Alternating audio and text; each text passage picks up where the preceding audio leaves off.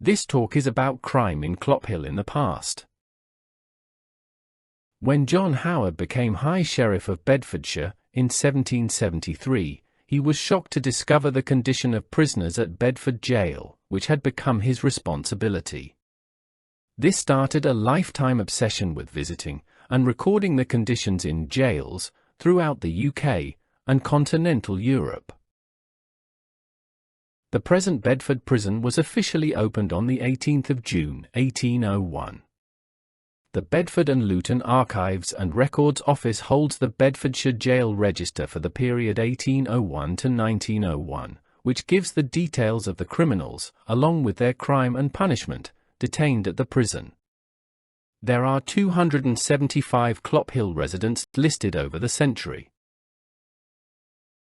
Before the establishment of the Bedfordshire Constabulary in 1840, villages, like Clophill, had a parish constable, who was appointed each year by the parish overseers. It was an unpaid post with a wide range of responsibilities. On the edge of the green in Clophill is the Lockup and Pound.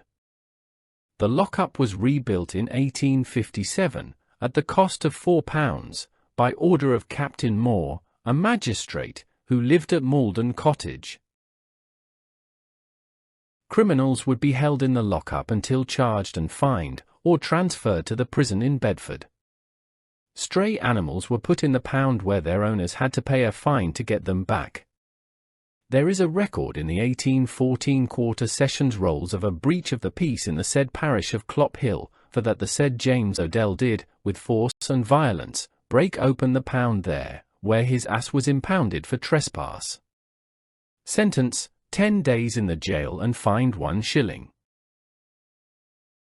In 1844, Robert Appleby, 19, of Clophill and William Peat, 19, of Malden were charged with cutting and destroying fruit trees and shrubs in the grounds of Captain Moore's house in Hall End, Malden. Captain Moore was away in the Royal Navy, and the property was looked after by Francis Reed, who found the damage to a range of trees and bushes in the garden. The accused had been to the Flying Horse, and later Constable Vincent Doggett found them at the compasses. They had knives on them, and a freshly cut stick. The pattern of their shoes matched footprints found in Captain Moore's garden. With this evidence they were found guilty.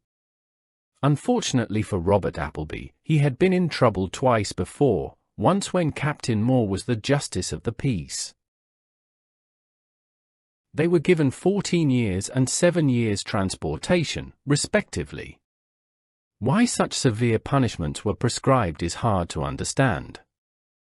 Robert Appleby was sent to Van Diemen's Land, Tasmania, on the vessel William Jardine.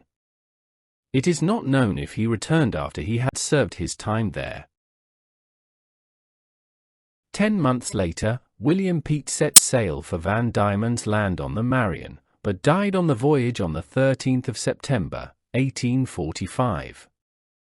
The punishments administered may seem extreme, but as there was no effective police force whose presence may have deterred criminals, it was hoped that the punishment would. With the lack of a proper constabulary, it was down to individuals to prosecute offenders. This could be expensive, so, in an attempt to prosecute more criminals, associations for the prosecution of felons were set up.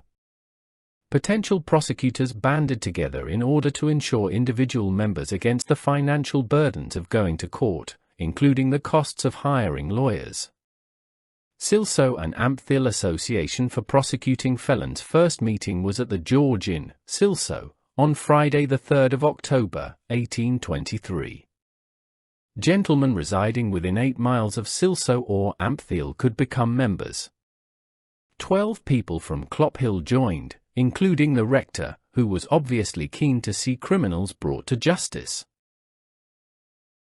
You can learn more about the history of crime locally by visiting the Path to Crime feature at the Bedfordshire Archives and Records Service website.